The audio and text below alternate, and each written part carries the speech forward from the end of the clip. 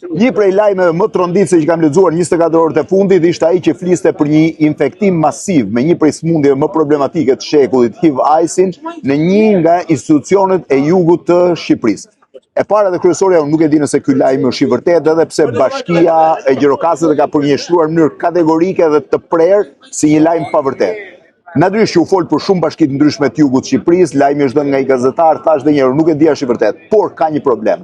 Lajme që lidhen me HIV-AIDSin, lajme që lidhen me sëmundje të tilla duhet të jenë në mënyrë absolute krejtësisht konfidenciale. Nuk lejohet të jepen emra, vende, persona në raste të tilla, sepse është konfidenciale kudo në botë. Janë sëmundje në të cilat personi nuk mund të diskriminohet, nuk mund të identifikohet, nuk mund të krijohet, nuk mund t'i krijohen probleme në shoqëri. Ai duhet marrë trajtimin shëndetësor.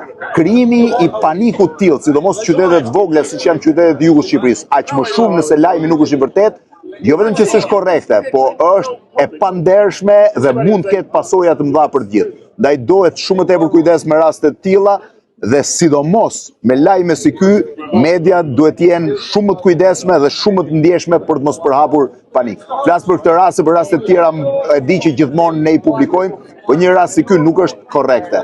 A është s'është i vërtetë, nuk e di, shpresoj shumë që të jetë i pavërtetë.